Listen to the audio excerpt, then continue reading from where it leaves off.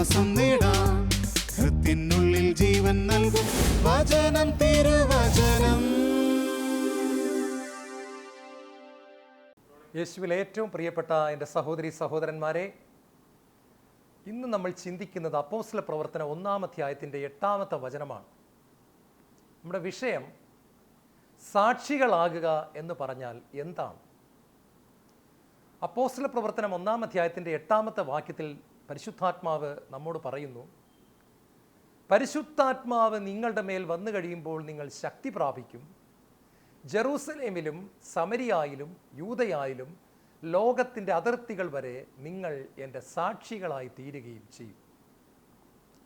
തൻ്റെ സ്വർഗാരോഹണത്തിന് തൊട്ടു മുൻപായിട്ട് മിനിറ്റുകൾ മാത്രം അവശേഷിക്കെ യേശു എന്നോടും നിങ്ങളോടും ലോകത്തിൻ്റെ അവസാനം വരെ ജനിക്കാനിരിക്കുന്ന സകല ദൈവമക്കളോടും നൽകുന്ന മനോഹരമായ ഒരു പ്രോമിസ്, ഒരു വാഗ്ദാനമാണിത്. When the Holy Spirit has come upon you, you shall receive power and you will be my witness. പരിശുദ്ധാത്മാവ് നിങ്ങളുടെ മേൽ വന്നു കഴിയുമ്പോൾ നിങ്ങൾ ശക്തി പ്രാപിക്കുകയും എൻ്റെ സാക്ഷികളായി തീരുകയും ചെയ്യും എന്ന് പറയുന്നു. ഏതാനും കാര്യങ്ങൾ ഇതുമായിട്ട് ബന്ധപ്പെട്ട് നമ്മൾ ഇന്ന് വചനം, തിരുവചനം ശുശ്രൂഷയിൽ ചിന്തിക്കുകയാണ്. ഒന്നാമതായിട്ട്, എല്ലാ സാക്ഷികൾക്കും ഒരു ഉത്തരവാദിത്വം ഉണ്ട്. നമ്മുടെ കോടതിയിൽ സാക്ഷി പറയുന്ന പോലെ തന്നെയാണ്. നമ്മുടെ നാട്ടിലെ കോടതിയിൽ ഒരാൾ സാക്ഷിയായിട്ട് വന്നു എന്ന് പറഞ്ഞാൽ എന്താ അർത്ഥം? സർ, ഞാൻ ആ കൊലപാതകം നടക്കുന്നത് നേരിൽ കണ്ടു. അദ്ദേഹം ജഡ്ജിനോട് പറയുകയാണ്, ഞാൻ അവരുടെ ഫോൺ വിളി കേട്ടു, ഞാൻ അവർ ഗൂഢാലോചന നടത്തുന്നത് ഒളിഞ്ഞു നിന്ന് കേട്ടു, ഞാനിതിൽ ഒരാൾ എഴുതിയ ഇമെയിൽ സന്ദേശം കണ്ടു, ഒരാൾ എഴുതിയ കുറിപ്പ് അയാളുടെ പോക്കറ്റിൽ നിന്ന് താഴെ വീണപ്പോൾ ഞാനതെടുത്ത് വായിച്ചു നോക്കിയപ്പോൾ ഇന്ന ഇന്ന കാര്യങ്ങൾ ഞാൻ കണ്ടു. പ്രിയപ്പെട്ട സഹോദരങ്ങളെ, ഇതിൻ്റെ പേരാണ് സാക്ഷി എന്ന് പറയുന്നത്. നമ്മൾ കണ്ടതോ കേട്ടതോ വായിച്ചതോ അനുഭവിച്ചതോ സ്പർശിച്ചതോ ആയ ഒരു കാര്യത്തെ നാം വെളിപ്പെടുത്തുന്നതിനെയാണ് സാക്ഷി പറയുക എന്ന് പറയുന്നത്. കർത്താവ് നമ്മളോട് പറയുന്നത് എല്ലാ സാക്ഷികൾക്കും ഒരു ഉത്തരവാദിത്വം ഉണ്ട്. യോഹന്നാന്റെ 1-ാം ലേഖനം 1-ാം അധ്യായത്തിൽ 1-ാമത്തെ വചനം മുതൽ നമ്മൾ കാണുന്നത് ഇങ്ങനെയാണ്, ആദ്യം മുതലുണ്ടായിരുന്നതും ഞങ്ങൾ കണ്ണുകൊണ്ട് കണ്ടതും കാതുകൊണ്ട് കേട്ടതും കൈകൊണ്ട് സ്പർശിച്ചതുമായ ജീവന്റെ വചനത്തെ പറ്റി ഞങ്ങൾ അറിയിക്കുന്നു. യോഹന്നാൻ പറയുകയാണ്, എനിക്ക് ഒരു സാക്ഷ്യം പറയാനുണ്ട്. അതെന്താണെന്നറിയാമോ? ആദ്യം മുതലുണ്ടായിരുന്ന ദൈവത്തിൻ്റെ വചനത്തെ ഞാൻ എൻ്റെ കണ്ണുകൊണ്ട് കണ്ടു, ആദ്യം മുതലുണ്ടായിരുന്ന ദൈവത്തിൻ്റെ വചനത്തെ ഞാൻ എൻ്റെ കൈകൊണ്ട് തൊട്ടു, ഞാൻ ആ ശബ്ദം ഞാൻ എൻ്റെ കാതുകൾ കൊണ്ട് കേട്ടു. I have experienced the power of God. ദൈവത്തിൻ്റെ ശക്തിയെ ഞാൻ അനുഭവിച്ചറിഞ്ഞു, ദൈവത്തെ ഞാൻ രുചിച്ചറിഞ്ഞു. ഞാൻ രുചിച്ചറിഞ്ഞ ദൈവത്തെ ഞാൻ നിങ്ങളുമായിട്ട് പങ്കുവയ്ക്കുന്നു. ഓരോ സാക്ഷിയുടെയും ഉത്തരവാദിത്തമാണ് നമ്മൾ ദൈവത്തിൽ നിന്നും അനുഭവിച്ചറിഞ്ഞ കാര്യങ്ങളെ നമ്മൾ ലോകത്തിന് പങ്കുവെച്ചു കൊടുക്കണം. നിങ്ങൾ ദൈവത്തിൻ്റെ സ്നേഹം ഏതെങ്കിലും തരത്തിൽ അനുഭവിച്ചറിഞ്ഞിട്ടുണ്ടോ? നിങ്ങളത് മറ്റുള്ളവരോട് പങ്കുവയ്ക്കണം. ദൈവം നിങ്ങൾക്ക് എന്തെങ്കിലും ഒരു നന്മ ചെയ്തു തന്നിട്ടുണ്ടോ? നിങ്ങളത് മറ്റുള്ളവരോട് പങ്കുവയ്ക്കണം. നിങ്ങളുടെ പാപങ്ങൾ ക്ഷമിക്കപ്പെട്ട് കിട്ടിയ അനുഭവം നിങ്ങൾക്കുണ്ടോ? നിങ്ങളത് മറ്റുള്ളവരോട് പങ്കുവയ്ക്കണം. നിങ്ങൾ വലിയ കടബാധ്യതയിൽ കിടന്നിട്ട് ദൈവം നിങ്ങളെ രക്ഷിച്ചോ? നിങ്ങളത് മറ്റുള്ളവരോട് പങ്കുവയ്ക്കണം. നിങ്ങളുടെ മകൻ ജോലിയില്ലാതെ അലഞ്ഞ് നിങ്ങൾ ഒരുപാട് പ്രാർത്ഥിച്ചു കഴിഞ്ഞപ്പോൾ നിങ്ങളുടെ മകന് ജോലി കിട്ടിയോ? അവനിന്ന് മാസം തോറും ഒരു ശമ്പളം കിട്ടുന്നുണ്ടോ? അങ്ങനെയാണെങ്കിൽ നിങ്ങൾക്കത് വിഷമിച്ചിരിക്കുന്ന മറ്റൊരു കുടുംബത്തോട് പങ്കുവയ്ക്കാനായിട്ടുള്ള ഒരു ഉത്തരവാദിത്വമുണ്ട് എന്ന് കർത്താവിൻ്റെ വചനം നമ്മളെ ഓർമ്മിപ്പിക്കുകയാണ്. ഈശോയിൽ ഏറ്റവും പ്രിയപ്പെട്ടവരെ, അപ്പോസ്തല പ്രവർത്തന 2-ാമത്തെ അധ്യായത്തിൽ പത്രോസ്ലീഹ തനിക്ക് കിട്ടിയ ദൈവാനുഭവത്തെ വലിയൊരു ജനക്കൂട്ടത്തിൻ്റെ മുമ്പിൽ പങ്കുവയ്ക്കുന്നുണ്ട്. നിങ്ങൾ കുരിശിൽ തറച്ചു കൊന്ന യേശുവിനെ ദൈവം രക്ഷകനും കർത്താവുമാക്കി ഉയർത്തി. ഞാൻ അവനെ കണ്ടിരിക്കുന്നു, ഉയർത്തെഴുന്നേറ്റ കർത്താവിനെ ഞാൻ കണ്ടിരിക്കുന്നു, യേശുവിനെ ഞാൻ അനുഭവിച്ചിരിക്കുന്നു സന്ദേശം പത്രോസ് ധൈര്യത്തോടു കൂടി പറയുന്നത് അപ്പോസ്തല പ്രവർത്തന 2-ാം അധ്യായത്തിൽ നമ്മൾ കാണുകയാണ്.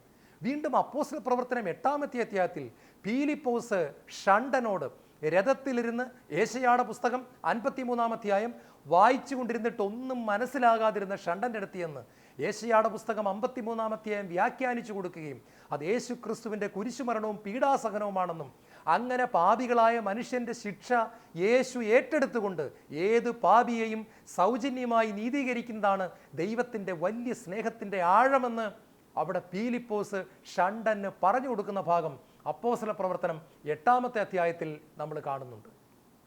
വീണ്ടും നമ്മൾ കാണുന്നുണ്ട് അഗ്രിപ്പ രാജാവിൻ്റെ മുമ്പിൽ പൗലോസ്ലിഹ നിന്നിട്ട് തനിക്ക് കിട്ടിയ ദൈവാനുഭവത്തെ വളരെ വ്യക്തമായും സ്പഷ്ടമായും താൻ ഡമാസ്കസിലേക്ക് പോകുമ്പോൾ മിന്നലൊളിയേറ്റ് താഴെ വീണതും താൻ കർത്താവിനെ കണ്ടതും ഇടിവെട്ടുന്നത് പോലത്തെ ശബ്ദം കേട്ടതും തനിക്ക് 3 ദിവസം കാഴ്ച ഇല്ലാതിരുന്നതും അനനിയാസ് വന്ന് പ്രാർത്ഥിച്ചതും പിന്നീട് കാഴ്ച കിട്ടിയതും ചെതുമ്പലുകൾ അടന്നു വീണതും പരിശുദ്ധാത്മാവിനെ കിട്ടിയതും പൗലോസ് വളരെ വ്യക്തമായിട്ട് അവിടെ അവതരിപ്പിക്കുന്നു.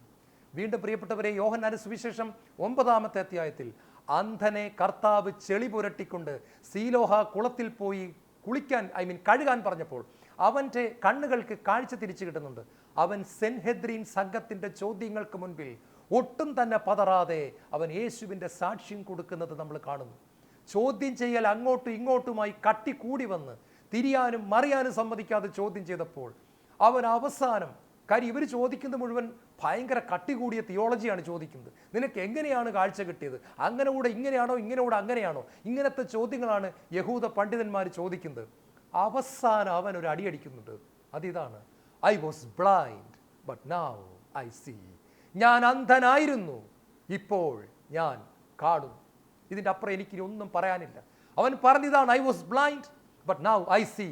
എനിക്കിനി കൂടുതൽ എക്സ്പ്ലെയിൻ ചെയ്യാൻ അറിയത്തില്ല, വിവരിക്കാൻ അറിഞ്ഞുകൂടാ. ഞാൻ അന്ധനായിരുന്നു, എന്നാൽ ഇപ്പോൾ ഞാൻ കാണുന്നു. That's all. അത്രേ എനിക്ക് പറയാനായിട്ടുള്ളൂ. പ്രിയപ്പെട്ടവരെ, അത് തന്നെയായിരുന്നു അവൻ്റെ ഉത്തരവാദിത്വവും. അത് പറയുന്നതോടുകൂടി അവിടെ തർക്കം അവസാനിക്കുകയാണ്. അവനെ അവർ പുറത്താക്കുന്നെങ്കിലും അവൻ്റെ ഉത്തരം നമ്മുടെ ഭാഷയിൽ പറഞ്ഞ കിടിലൻ ഉത്തരം എന്ന് നമ്മൾ പറയുന്നത് പോലത്തെ നല്ലൊരു ഉത്തരം അവൻ കൊടുക്കുകയാണ്. കർത്താവ് എന്നെയും നിങ്ങളെയും സ്നേഹത്തോടുകൂടെ വിളിക്കുകയാണ്. നമുക്കൊരു ഉത്തരവാദിത്തമുണ്ട്. നാം അനുഭവിച്ചറിഞ്ഞ പാപക്ഷമയുടെ അനുഭവം, പാപം ക്ഷമിച്ച് കിട്ടാതെ നടക്കുന്ന ഒരുപാട് മനുഷ്യരുടെ മുമ്പിൽ യേശുവിൻ്റെ പാപക്ഷമയുടെ അനുഭവം പങ്കുവെച്ചു കൊടുക്കുവാൻ കർത്താവ് നമ്മളെ ഓരോരുത്തരെയും വിളിക്കുകയാണ്. സാക്ഷികൾക്ക് ഒരു ഉത്തരവാദിത്തം ഉണ്ട്. രണ്ടാമത്തത്, സാക്ഷികൾക്ക് ഒരു സന്ദേശമുണ്ട്. പ്രിയപ്പെട്ടവരെ, നമ്മുടെ സന്ദേശമെന്ന് പറയുന്നത് സത്യം പറഞ്ഞാൽ കുറേ ഉപദേശങ്ങളൊന്നുമല്ല. ഞാൻ നിങ്ങളോടൊരു കാര്യം ഞാൻ സത്യം പറയട്ടെ, ഉപദേശങ്ങൾക്ക് ഒരാളെ മാറ്റാൻ പറ്റത്തില്ല. ഉപദേശങ്ങൾ ഇന്ന് വരെ ലോകത്തിൽ ഒരാളെ പോലും ചേഞ്ച് ചെയ്തിട്ടില്ല. അതിൻ്റെ കാരണം എന്താണെന്നറിയാമോ? നമ്മുടെ യഥാർത്ഥ സ്വഭാവം മാറ്റാൻ നമ്മളെ കൊണ്ട് പറ്റത്തില്ല.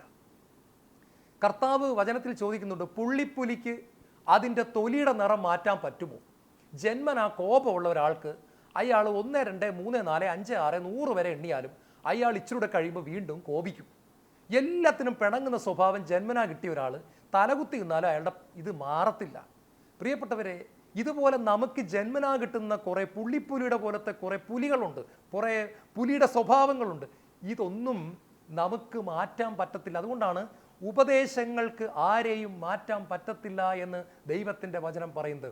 ഉപദേശങ്ങൾക്ക് മാറൂ മാറൂ മാറൂ മാറൂ, നല്ലവരാകൂ നല്ലവരാകൂ, എളിമപ്പെടൂ എളിമപ്പെടൂ, കണ്ണുകളെ നിയന്ത്രിക്കൂ, നാവിനെ നിയന്ത്രിക്കൂ എന്നൊക്കെ പറയാമെന്നല്ലാതെ കണ്ണുകളെ നിയന്ത്രിക്കാനുള്ള ശക്തി തരാൻ ഉപദേശങ്ങളെ കൊണ്ട് പറ്റത്തില്ല. ഇത് ലോകത്തിൽ ഒറ്റ ആൾക്കേ പറ്റൂ. അതിനെയാണ് യോഹന്നാൻ എഴുതി വച്ചിരിക്കുന്നത്, കൃപയും സത്യവുമാകട്ടെ യേശു ക്രിസ്തു വഴിയുണ്ടായി. ഗ്രേസ്, ഇതാണ് അതിൻ്റെ ഉത്തരം. ദൈവത്തിൻ്റെ കൃപ, ദൈവത്തിൻ്റെ മഹാകൃപയാണ് അതിൻ്റെ ഉത്തരം. നിങ്ങൾ ഈ വലിയ അരിയൊക്കെ വെച്ചിരിക്കുന്ന ഗോഡൗണിൽ പോയിട്ടുണ്ടോ എന്നെങ്കിലും? അവിടെ ചെന്ന് നമുക്കൊരു കാര്യം കാണാൻ സാധിക്കും. ഒരു വലിയ പലകയുടെ പുറത്ത് കുറേ സഹോദരങ്ങൾ കൂടെ ചേർന്ന്, തൊഴിലാളികൾ ചേർന്ന് 10-25 ചാക്ക് അരി എടുത്ത് വയ്ക്കുകയാണ്. നമ്മൾ വിചാരിക്കും ഇതിനി അടുത്ത സ്ഥലത്തേക്ക് ഇത്രയും ചാക്കും അരിയും കൂടെ കൊണ്ടുപോകണം. അവരാകപ്പാടൊരു കാര്യം ചെയ്യുന്നത് എന്താണെന്നറിയാമോ? ഒരു സ്വിച്ച് ഇടും. ഈ സ്വിച്ച് ഇട്ടതോടുകൂടി ഈ മെഷീൻ തന്നെത്താനേ അങ്ങോട്ട് പൊങ്ങി മുകളിൽ കൂടെ സഞ്ചരിച്ച് കുറേ ദൂരെയുള്ള സ്ഥലത്ത് കൊണ്ട് തട്ടിക്കൊടുക്കുകയാണ്. എന്നിട്ട് വീണ്ടും അത് തിരിച്ചിവിടെ വരുന്നു. തൊഴിലാളികൾ ആകപ്പാട് ചെയ്തത് ഒരു സ്വിച്ച് ഇടുക മാത്രമേ ഉള്ളൂ.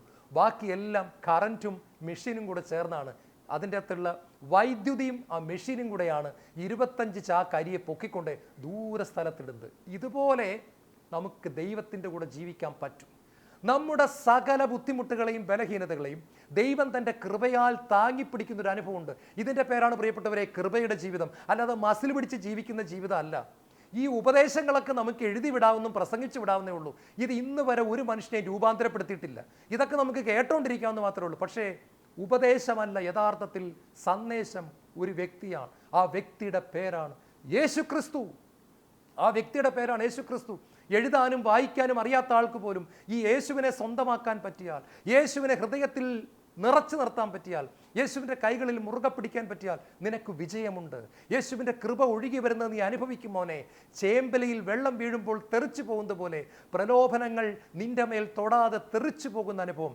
പ്രലോഭനം വരുന്നു, പക്ഷെ നിന്നെ പരാജയപ്പെടുത്താൻ പറ്റാതെ പ്രലോഭനങ്ങൾ നിന്റെ മുമ്പിൽ തോറ്റുപോകുന്ന അനുഭവം തരാൻ യേശു ക്രിസ്തുവിന് സാധിക്കും. ഇതാണ് ആ സന്ദേശം. The message is A person, his name is Jesus. സന്ദേശം ഒരു വ്യക്തിയാണ്, ആ വ്യക്തിയുടെ പേരാണ് യേശു ക്രിസ്തു. 1 കൊരിന്ത്യർ 15-ാമത്തെ വാക്യം പറയുന്നു, യേശു ക്രിസ്തു കുരിശിൽ മരിക്കുകയും സംസ്കരിക്കപ്പെടുകയും എഴുതപ്പെട്ടതുപോലെ 3-ാം ദിവസം ഉയർത്തെഴുന്നേൽക്കുകയും ചെയ്തു. അവൻ കേപ്പായ്ക്കും പിന്നീട് 12 പേർക്കും പ്രത്യക്ഷനായി. ഇതാണ് നമ്മുടെ സന്ദേശം. യേശു എന്ന് പറയുന്ന വ്യക്തിയാണ് പ്രിയപ്പെട്ടവരെ സന്ദേശം. ഞാൻ നിങ്ങളോടൊരു ചോദ്യം ചോദിക്കട്ടെ, നിങ്ങൾക്ക് നിങ്ങളുടെ കോപം മാറ്റാൻ പറ്റുമോ? പറ്റത്തില്ല. വേണേ ശ്രമിച്ചു നോക്കിക്കോ. നല്ല ഒരു അവസരം വരും, നിങ്ങൾ കോപിക്കത്തില്ല എന്ന് രാവിലെ തീരുമാനമെടുത്ത് നോക്കൂ. അന്ന് വൈകുന്നേരം 4 മണിക്കകം നിങ്ങൾ 5 പ്രാവശ്യത്തിൽ കൂടുതൽ കോപിച്ചിരിക്കും. ഇതാണ് നമ്മുടെ അവസ്ഥ. ഇത് നമ്മൾ എന്നാണൊന്ന് അംഗീകരിക്കുന്നത്? ഇത് അംഗീകരിച്ചാൽ മാത്രമേ നമുക്കൊരു രക്ഷകനെ വേണമെന്നുള്ള സത്യം നമുക്ക് മനസ്സിലാകത്തുള്ളൂ.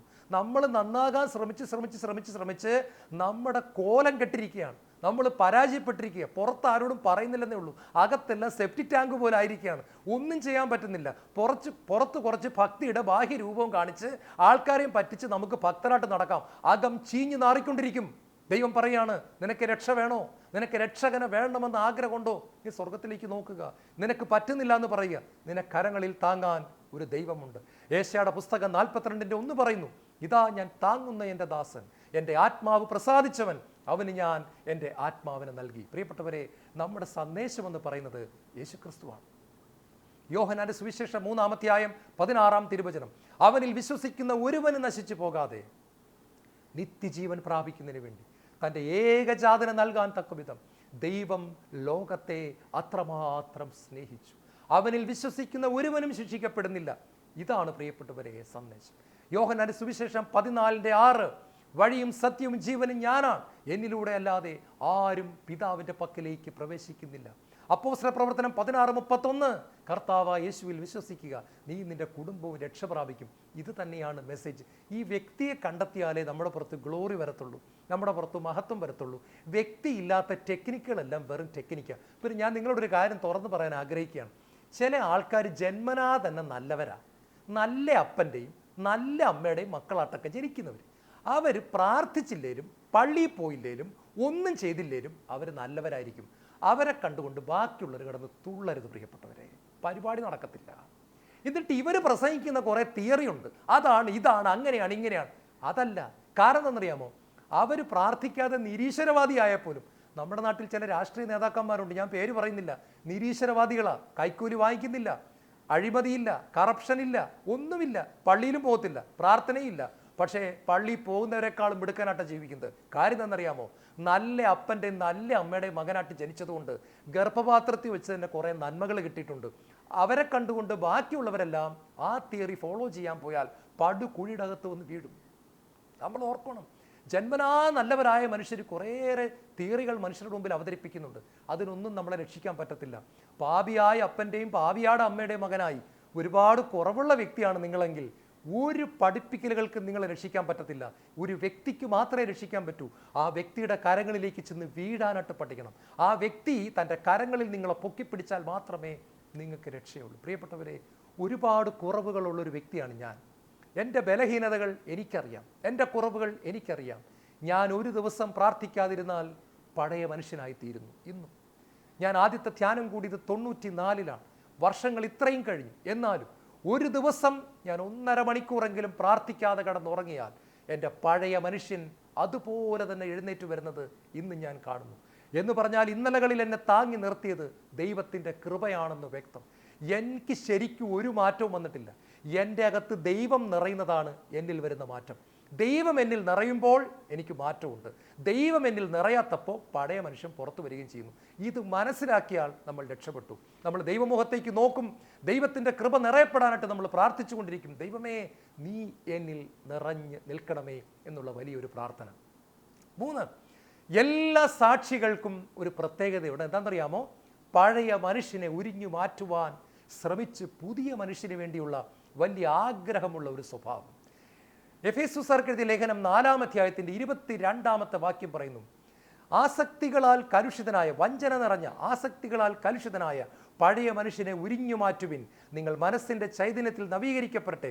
യഥാർത്ഥമായ വിശുദ്ധിയിലും നീതിയിലും ദൈവത്തിൻ്റെ സാദൃശ്യത്തിൽ സൃഷ്ടിക്കപ്പെട്ട പുതിയ മനുഷ്യനെ നിങ്ങൾ ധരിക്കുവിൻ. പ്രിയപ്പെട്ടവരെ, ഈശോയെ ശരിക്കറിഞ്ഞിട്ടുള്ള എല്ലാവരിലും ഞാൻ കണ്ടിട്ടുള്ള ഒരു കാര്യം ഇതാണ്. എന്താണെന്നറിയാമോ? ഒരു ആഗ്രഹം, കുറച്ചുകൂടെ വിശുദ്ധി വേണം, കുറച്ചുകൂടെ എളിമ വേണം, കുറച്ചുകൂടെ സ്നേഹം വേണം, കുറച്ചുകൂടെ ക്ഷമിക്കാൻ പറ്റണം, കുറച്ചുകൂടെ ഒന്ന് നാവിനെ നിയന്ത്രിക്കണം. ബ്രദറെ, കണ്ണുകളെയൊക്കെ കുറച്ചുകൂടെ ഒന്ന് നിയന്ത്രിക്കണം, കുറച്ചുകൂടെ ഒരു ശാന്തത വേണം. ഒറ്റയടിക്ക് ഇത് എത്തുന്നില്ല. നിങ്ങൾ ഈ ചിത്രശലഭത്തിൻ്റെ പ്യൂപ്പായെ കണ്ടിട്ടുണ്ടോ? മുട്ട വിരിഞ്ഞു വരുന്ന ഉടനെ ഇത് അങ്ങോട്ട് ചിത്രശലഭമല്ല, പ്യൂപ്പ എന്ന് പറയുന്ന ഒരു സ്റ്റേജ് ഉണ്ട്. അതും കൂടെ കഴിഞ്ഞിട്ടാണ് ചിത്രശലഭം ഉണ്ടാകുന്നത്. ഇതുപോലെ നമ്മുടെ ജീവിതത്തിൽ ഒരു പ്യൂപ്പ സ്റ്റേജ് ഉണ്ട്. നമ്മൾ ഒറ്റയടിക്ക് പൂർണ്ണരാകത്തില്ല. പതുക്കെ പതുക്കെ പതുക്കെ പതുക്കെ പതുക്കെ പതുക്കെയാണ്. ഇങ്ങനെ വളർന്നുകൊണ്ടിരിക്കുന്ന ആളുകളെ നിങ്ങൾ വിധിച്ച് തള്ളരുത്. അവർ ശ്രമിക്കുന്നുണ്ട്. ചിലപ്പോൾ നിങ്ങളുടെ വീട്ടിൽ ആരെങ്കിലും കണ്ടേക്കാം, അവർ ശ്രമിക്കുന്നുണ്ട്, പക്ഷെ അവർ പൂർണ്ണത എത്തിയിട്ടില്ല. അങ്ങനെയുള്ള ആളുകളെ പ്രോത്സാഹിപ്പിച്ചു കൊടുക്കുകയാണ് വേണ്ടത്. നമ്മളൊരു 10 നില കെട്ടിടം കയറുന്നത് പോലെയാണ്. അതിൻ്റെ 3-ാമത്തെ നില വരെ നമ്മൾ കയറിയിട്ട് ഇനി 7 നില കൂടെ നമുക്ക് കയറാനുണ്ട്. എങ്കിലും നമുക്ക് ഒരു കാര്യത്തിൽ സന്തോഷിക്കാം, നമ്മൾ 3 നില വരെ കയറിയിരിക്കുന്നു. ഇനി 7 നില കൂടെ കയറാനുണ്ട്. കയറാനുള്ളതിനെ ഓർത്ത് സങ്കടപ്പെടുന്നതിനേക്കാളും ദൈവം നമ്മളെ 3 നില വരെ കൊണ്ടുവന്നല്ലോ എന്നോർത്തുള്ള ഒരു സന്തോഷവും നമ്മുടെ ജീവിതത്തിൽ നമ്മൾ സൂക്ഷിക്കാനായിട്ട് പഠിക്കണം. ദൈവം നമ്മുടെ നിന്ന് വളരെ ശക്തമായിട്ട് ഇങ്ങനത്തെ ഒരു കാര്യം കൂടെ ആവശ്യപ്പെടുന്നുണ്ട്. പ്രിയപ്പെട്ടവരെ, എല്ലാ സാക്ഷികളുടെയും പ്രത്യേകത ഇതാണ്. 1 പത്രോസ് 3-ാം അധ്യായത്തിൻ്റെ 15-ാമത്തെ വാക്യം പറയുന്നു, യേശു ക്രിസ്തുവിനെ കർത്താവായി നിങ്ങളുടെ ഹൃദയത്തിൽ പൂജിക്കുവിൻ. നിങ്ങൾക്കുള്ള പ്രത്യാശയെപ്പറ്റി വിശദീകരണം ആവശ്യപ്പെടുന്ന സകലരോടും മറുപടി പറയാൻ സദാ സന്നദ്ധരായിരിക്കുവിൻ. ഓർത്തുകൊള്ളുക, എന്താ കാര്യം എന്നറിയാമോ? നമ്മൾ ഈശോയോടെ പോകുമ്പോൾ ആളുകൾ ഇങ്ങോട്ടൊരു ചോദ്യം ചോദിക്കും, നിനക്കെന്താ ഇപ്പം ഈ പഴയ ചില പ്രോഗ്രാമുകളൊക്കെ നീ കാണാത്ത എന്താ? ചില പഴയ കൂട്ടുകാരോടൊപ്പം നീ പോകാത്തെന്താ? ചില പഴയ വെള്ളമടിയും പരിപാടികളൊക്കെ ഇപ്പം ഇല്ലാത്തതെന്താ എന്ന് ആളുകൾ ചോദിക്കുമ്പോൾ നീ മറുപടി പറയണമെന്നാണ് പത്രോസ്ലിഹായിലൂടെ ദൈവത്തിൻ്റെ പരിശുദ്ധാത്മാവ് നമ്മളെ ഓർപ്പിക്കുന്നത്. നിങ്ങൾക്കുള്ള പ്രത്യാശയെപ്പറ്റി വിശദീകരണം ചോദിക്കുന്ന ഏവരോടും സദാ മറുപടി പറയുവാൻ സദാ സന്നദ്ധരായിരിക്കുവിൻ. 1 പത്രോസ് 3-ാം അധ്യായത്തിൻ്റെ 15-ാമത്തെ വാക്യത്തിൽ ദൈവം നമ്മോട് പറയുന്നു, ഒരു സാക്ഷി ചോദിക്കുന്നവരോട് മറുപടി പറയുവാൻ സന്നദ്ധനായിരിക്കണം. അവസാനമായിട്ട്, എല്ലാ സാക്ഷികൾക്കും ഒരു മാർക്കറ്റുണ്ട്. ജോൺ വെസ്ലി എന്ന ഇംഗ്ലണ്ടിനെ ഇളക്കി മറിച്ച സുവിശേഷൻ പറയുന്നുണ്ട്, the world is my parish, ലോകമാണ് എൻ്റെ ഇടവക എന്ന് പറഞ്ഞാൽ ലോകത്തിലെ മുഴുവൻ ജനങ്ങളും നരകത്ത് പോകാതെ സ്വർഗത്തെത്തിച്ചേരണമെന്ന് ദൈവം ആഗ്രഹിക്കുന്ന അതേ ആഗ്രഹം യഥാർത്ഥത്തിൽ ദൈവത്തെ അറിഞ്ഞ ഓരോ മകനും മകൾക്കും ഉണ്ടായിരിക്കും. പ്രിയപ്പെട്ടവരെ, ഞാൻ ഇങ്ങനെ ഒരു സംഭവം കേട്ടിട്ടുണ്ട്. ഒരിക്കൽ ഒരു രാജ്യത്ത് നിന്നും 2 പേര് കൂടെ സ്പീഡ് ബോട്ടിൽ പോവുകയാണ്. സ്പീഡ് ബോട്ട് കടലിൻ്റെ നടുക്ക് വെച്ച് പെട്ടെന്ന് അങ്ങ് മറിഞ്ഞു. നിങ്ങൾക്കറിയാം, സ്പീഡ് ബോട്ട് മറിഞ്ഞു കഴിഞ്ഞാൽ വലിയ അപകടമാണ്. കാരണം അത് റോക്കറ്റ് പോലെ പായി. നിങ്ങൾ കണ്ടിട്ടുണ്ടായിരിക്കും, വെള്ളത്തെ കീറി മുറിച്ച് ചാട്ടുളി പോകുന്നത് പോലെയാണ് ഈ സ്പീഡ് ബോട്ട് പോകുന്നത്. അത് മുങ്ങി 2 പേരും വെള്ളത്തിലോട്ടങ്ങ് വീണു, വെള്ളത്തിൽ മുങ്ങുകയാണ്. അപ്പോൾ ഈ കാഴ്ച ദൂരെ നിന്ന് ബൈനോക്കുലറിൽ കണ്ടുകൊണ്ടിരിക്കുന്ന നേവി അതിൻ്റെ ക്യാപ്റ്റൻ പറഞ്ഞു, അയ്യോ, ഒരു സ്പീഡ് ബോട്ട് മുങ്ങി, 2 പേര് വെള്ളത്തിൻ്റെ അടിയിൽ പോയി. അവർ പെട്ടെന്ന് തന്നെ ഹെലികോപ്റ്ററുകളും പ്ലെയിനുകളും ബോട്ടുകളും 4 ഭാഗത്തു നിന്നും കൂടെ വന്ന് എല്ലായിടത്തു നിന്നും കൂടെ അവർ തെരച്ചിൽ ആരംഭിച്ചു. ഒടുവിൽ ഒരാളെ കിട്ടി. ഒരാളെ വെള്ളത്തിൽ നിന്ന് പൊക്കിയെടുത്തു. അയാളെ പുറത്ത് കൊണ്ടുവന്ന് അവൻ്റെ വെള്ളമൊക്കെ വയറ്റിൽ നിന്ന് ഇടിച്ച് പൊളിച്ച് പുറത്ത് കളഞ്ഞു. അവൻ്റെ കണ്ണ് തുറന്നു. കണ്ണ് തുറന്ന പാടെ അവനൊരു കാര്യം പറഞ്ഞു, അയ്യോ, എൻ്റെ കൂടെ ഒരാൾ കൂടെ ഉണ്ടായിരുന്നേ, അയാളെയും കൂടെ രക്ഷിക്കണേ. എൻ്റെ കൂടെ ഒരാളും കൂടെ ഉണ്ടായിരുന്നു, അവനെയും കൂടെ രക്ഷിക്കണം. എന്നെ മാത്രം രക്ഷിച്ചാൽ പോരാ, അവനെയും കൂടെ രക്ഷിക്കണം. പ്രിയപ്പെട്ടവരെ, ഇതാണ് ശരിക്കും ദൈവത്തിൻ്റെ സ്നേഹം എന്ന് പറയുന്നത്. നമ്മൾ അനുഭവിച്ചറിഞ്ഞ രക്ഷ മുങ്ങിക്കൊണ്ടിരിക്കുന്ന സകലരും അറിയണമെന്നുള്ള വലിയൊരാഗ്രഹം. മർക്കോസിന്റെ സുവിശേഷം 16-ാം അധ്യായം 15-ാമത്തെ തിരുവചനം പറയുന്നു, ലോകമെങ്ങും സകല സൃഷ്ടികളോടും സുവിശേഷം പ്രസംഗിക്കുവിൻ. എല്ലാവരുടെയും ഉള്ളിലൊരു പേടിയുണ്ട്. എന്താണെന്നറിയാമോ? ദൈവത്തിൻ്റെ മുമ്പിൽ ചെന്ന് നിൽക്കുമ്പോൾ വിധി എങ്ങനെയായിരിക്കും വരാൻ പോകുന്നത്. ഇതെല്ലാം മനുഷ്യരുടെ ഉള്ളിൽ കിടക്കുന്ന, ഏത് ജാതിയിലും മതത്തിലും പെട്ടവനാണെങ്കിലും അവൻ്റെ ഉള്ളിൽ, ഏത് ചിരിക്കുന്നവൻ്റെ ഉള്ളിലും ഈ ഒരു ഭയം കിടക്കുന്നുണ്ട്. ദൈവമുണ്ടെങ്കിൽ ദൈവത്തിൻ്റെ മുമ്പിൽ ചെന്ന് നിന്നാൽ എങ്ങനെ ഇരിക്കും എന്നുള്ള ഒരു ഭയം കിടപ്പുണ്ട്. ഈ ഭയമില്ലാത്തത് പാപങ്ങൾ ക്ഷമിച്ചു കിട്ടിയ ഒരു ദൈവ പൈതലിന് മാത്രമാണ്. ലൂക്ക 10:20 നിങ്ങളുടെ പേരുകൾ സ്വർഗത്തിൽ എഴുതപ്പെട്ടിരിക്കുന്നതിനാൽ നിങ്ങൾ സന്തോഷിക്കുമെന്ന് പറഞ്ഞിരിക്കുന്നത് യേശു ക്രിസ്തു മാത്രമാണ്. പ്രിയപ്പെട്ടവരെ, ആ സ്പീഡ് ബോട്ട് മറിഞ്ഞ് രക്ഷപ്പെട്ടവന് താൻ രക്ഷപ്പെട്ടതിലുള്ള സന്തോഷമല്ല ഉണ്ടായത്, തൻ്റെ കൂടെ മുങ്ങിപ്പോയ ഒരുത്തനെ കൂടെ നേവിക്കാർ രക്ഷിച്ചില്ലല്ലോ എന്നുള്ള വേദനയാണ് അവൻ്റെ കരച്ചിലായിട്ട് മാറുന്നത്. ഇതുപോലത്തെ ഒരു വേദന നമുക്കുണ്ടായിരിക്കണം. രക്ഷയുടെ സന്തോഷം അനുഭവിക്കുന്നതിനോടൊപ്പം തന്നെ രക്ഷപ്പെടാത്തവരെ കുറിച്ചുള്ള ഒരു വലിയ വേദന കൂടെ നമുക്കുണ്ടായിരിക്കണമെന്ന് ദൈവത്തിൻ്റെ വചനം നമ്മളെ ഓർമ്മിപ്പിക്കുകയാണ്. നമുക്കൊരു മാർക്കറ്റ് ഉണ്ടെന്നാണ് പറഞ്ഞിരിക്കുന്നത്. The world is my parish. ഈ ലോകം മുഴുവനും യേശുവിൻ്റെ സുവിശേഷം, സ്നേഹം. സുവിശേഷം എന്ന് പറയുന്നത് സ്നേഹമാണ്. ദൈവം മനുഷ്യനെ സ്നേഹിച്ച സ്നേഹത്തിൻ്റെ പേരാണ് യേശു ക്രിസ്തു. കൊടിയ പാപിയെ സ്നേഹിച്ച സ്നേഹത്തിൻ്റെ പേരാണ് യേശു ക്രിസ്തു.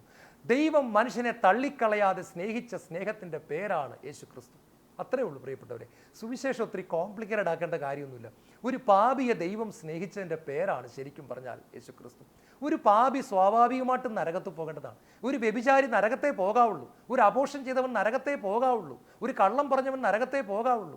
അമ്മയെ വേദനിപ്പിച്ചവൻ നരകത്തെ പോകാവുള്ളൂ. അപ്പനെ അടിച്ചവൻ നരകത്തെ പോകാവുള്ളൂ. ഇവർക്ക് സ്വർഗത്ത് പോകാൻ എന്താണ് വഴി? ഒറ്റ വഴിയേ ഉള്ളൂ. യേശുവിൻ്റെ കുരിശിൻ്റെ താഴെ വന്നിട്ട് രക്തത്തിൽ കുളിച്ചു കിടക്കുന്ന യേശുവിനോട് പറയുക, ഞാൻ എൻ്റെ അപ്പനെ തല്ലി, എന്നോട് ക്ഷമിക്കണം. അപ്പോൾ നിന്റെ പാപത്തിന് ശിക്ഷ ഏറ്റെടുത്ത യേശുവിന് നിന്നെ രക്ഷിക്കാനും നിന്നെ സൗജന്യമായി നീതീകരിക്കാനും സാധിക്കും. ഇതാണ് സുവിശേഷം. ഇത് നമ്മൾ തകർന്നു കിടക്കുന്ന മനുഷ്യരോട് പറഞ്ഞു കൊടുക്കണം. സ്വീകരിക്കുന്നതും സ്വീകരിക്കാത്തതും ഓരോരുത്തരുടെ കാര്യമാണ്. പക്ഷെ പറയേണ്ട ചുമതല രക്ഷ അനുഭവിച്ച ഓരോ വ്യക്തിക്കും ഉണ്ട് എന്ന് ദൈവത്തിൻ്റെ വചനം നമ്മളെ ഓർമ്മിപ്പിക്കുന്നു. പ്രിയപ്പെട്ടവരെ, ഒരിക്കൽ ഞാനൊരു സംഭവം വായിച്ചു തീർക്കുകയാണ്. ഇന്ത്യൻ നേവിയിൽ ജോലി ചെയ്യുന്ന ഉന്നതനായ ഒരു ഉദ്യോഗസ്ഥൻ, അദ്ദേഹം യേശുക്രിസ്തുവിൻ്റെ മകനാണ്. അപ്പോൾ അവിടെ നിങ്ങൾക്കറിയാം ഒരുപാട് മദ്യപാനമൊക്കെ ഉണ്ട്. അങ്ങനെ ഒരു ക്ലബ്ബ് മീറ്റിങ്ങിൻ്റെ അകത്ത് എല്ലാവരും മദ്യപിക്കുമ്പോൾ ഇദ്ദേഹം ആപ്പിൾ ജ്യൂസ് കയ്യിലെടുത്ത് ഇദ്ദേഹം കുടിച്ചുകൊണ്ടിരിക്കുക. അപ്പോൾ ഇദ്ദേഹം ഇങ്ങനെ ആപ്പിൾ ജ്യൂസ് കുടിക്കുന്നത് കണ്ടിട്ട് ഇദ്ദേഹത്തിൻ്റെ കൂടെ ഉണ്ടായിരുന്ന ഓഫീസേഴ്സും കൂടെ ഉണ്ടായിരുന്ന ജോലിക്കാരെല്ലാം ഇദ്ദേഹത്തിൻ്റെ ചുറ്റിലും വന്ന് കൂടി. എന്നിട്ട് അവരൊരു ചോദ്യം ചോദിച്ചു, ഞങ്ങൾ എല്ലാവരും മദ്യം കുടിക്കുമ്പോൾ താങ്കൾ എന്തുകൊണ്ടാണ് ആപ്പിൾ ജ്യൂസ് കുടിക്കുന്നത്? അപ്പോൾ അദ്ദേഹം പറഞ്ഞു, ഞാനിവിടെ മിണ്ടാതെ നിന്ന് ആപ്പിൾ ജ്യൂസ് കുടിച്ചുകൊണ്ടിരിക്കുകയായിരുന്നേ. നിങ്ങളിപ്പോൾ ചോദിച്ചത് കാരണം ഇനി ഉത്തരം പറയാൻ പോവാണ്. ഇനി ഉത്തരം പറഞ്ഞു കഴിയുമ്പോൾ പിന്നെ അത് പറഞ്ഞു ഇത് പറഞ്ഞെന്നും പറഞ്ഞ് ബഹളം വയ്ക്കരുത് കേട്ടോ. അവർ പറഞ്ഞില്ല, ഞങ്ങൾക്ക് കേൾക്കണം. അദ്ദേഹം പറഞ്ഞു, ഞാനും നിങ്ങളെപ്പോലെ ആയിരുന്നു. എന്നാൽ ഒരു ദിവസം ഞാൻ ദൈവത്തെ കണ്ടു. രക്ഷ ഞാൻ അനുഭവിച്ചറിഞ്ഞു. എനിക്ക് വേണ്ടി കുരിശിൽ മരിച്ച യേശുവിനെ ഞാൻ കണ്ടു. യേശുവിൻ്റെ ഹൃദയത്തിലേക്ക് വന്നു. യേശുവിൻ്റെ പാപങ്ങൾ ക്ഷമിച്ചു. ഇന്ന് സന്തോഷം കിട്ടാൻ എനിക്ക് മദ്യപിക്കേണ്ട കാര്യമില്ല. നിങ്ങൾ ഈ വെള്ളം അടിക്കുന്നത് സന്തോഷം കിട്ടാനല്ലേ? അവർ പറഞ്ഞു, അതെ അതെ അതെ അതെ. വീട്ടിൽ ചെന്ന് അവളുടെ മുഖം കാണുമ്പോഴേ ഉള്ള സന്തോഷം പോകും. അത് മാറാനായി ഇച്ചിരി കുടിക്കുന്നത്. വീട്ടിൽ ചെന്ന് പിള്ളേരുടെ ബഹളം കാണുമ്പോൾ ഉള്ള സന്തോഷം പോകും. അത് പോകാനായി ഇച്ചിരി കുടിക്കുന്നത്. അദ്ദേഹം പറഞ്ഞു, എൻ്റെ ഭാര്യ പരിശുദ്ധാത്മാവിൽ നിറഞ്ഞവളാണ്, എൻ്റെ മക്കൾ ദൈവാത്മാവിൽ നിറഞ്ഞവളാണ്. ഇനി സഹനം ഉണ്ടെങ്കിൽ തന്നെ ഈ മദ്യം തരുന്നതിൻ്റെ 1000 ഇരട്ടി ആനന്ദം എൻ്റെ ഉള്ളിൻ്റെ ഉള്ളിൽ ഞാൻ അനുഭവിച്ചറിയുന്നു. കാരണം യേശു ക്രിസ്തു എൻ്റെ ഉള്ളിൽ ഉണ്ട്. പ്രിയപ്പെട്ടവരെ, അദ്ദേഹത്തിന് ആ നേവി മീറ്റിങ്ങിൽ തൻ്റെ സഹപ്രവർത്തകരുടെ മുൻപിൽ വെച്ച് യേശുവിനെ സ്നേഹത്തോടുകൂടി നൽകാനായിട്ട് സാധിച്ചു. ദൈവം ഇതുപോലെ നമ്മളെ ഓരോരുത്തരെയും വിളിക്കുകയാണ്. പരിശുദ്ധാത്മാവ് നിങ്ങളുടെ മേൽ വന്നു കഴിയുമ്പോൾ നിങ്ങൾ എൻ്റെ സാക്ഷികളായിട്ട് മാറും. ഞാൻ ഓർക്കാറുണ്ട്, ഈ ടെലിവിഷനിലൊക്കെ എന്തുമാത്രം പരസ്യമാണ് ഉള്ളതും ഇല്ലാത്തതും കൂടെ പറഞ്ഞ് ഈ പ്രോഡക്റ്റ് ജനങ്ങളെ കൊണ്ട് മേടിപ്പിക്കാനായിട്ട് അവർ കാണിക്കുന്ന വേലകൾ. കൊക്കക്കോള കമ്പനി ഇതിനകം തന്നെ 100 വർഷമായിട്ടുണ്ടോ എനിക്കറിയത്തില്ല, ലോകം മുഴുവനും സകല ഗ്രാമങ്ങളിലും കൊക്കക്കോള എന്ന് പറയുന്ന സാധനം എത്തിക്കഴിഞ്ഞു. കേരളത്തിൻ്റെ ഏത് ഗ്രാമത്തിൽ ചെന്നാലും കൊക്കക്കോള കുടിച്ചിട്ടുള്ള കുട്ടികളെ കാണാൻ പറ്റുന്നു. കടകളിൽ വിൽക്കാൻ വച്ചിരിക്കുന്നു. പ്രിയപ്പെട്ടവരെ, ലോകം മുഴുവനും അത് എത്തിക്കാൻ അവരെ കൊണ്ട് സാധിച്ചു. യേശു കുരിശിൽ മരിച്ചിട്ട് 2000 വർഷം കഴിഞ്ഞു. ഇന്നും വടക്കേ ഇന്ത്യയിലെ ചില ഗ്രാമങ്ങളിൽ യേശുവിനെ അറിയാമെന്ന് ചോദിച്ചാൽ അടുത്ത ചായക്കടയിൽ പോയി ചോദിക്കൂ, ചിലപ്പോൾ അവിടെ അറിയാമായിരിക്കുമെന്ന് നിഷ്കളങ്കതയോടെ മറുപടി പറയുന്ന ഗ്രാമീണരെ കാണാനായിട്ട് സാധിക്കുന്നുണ്ട്.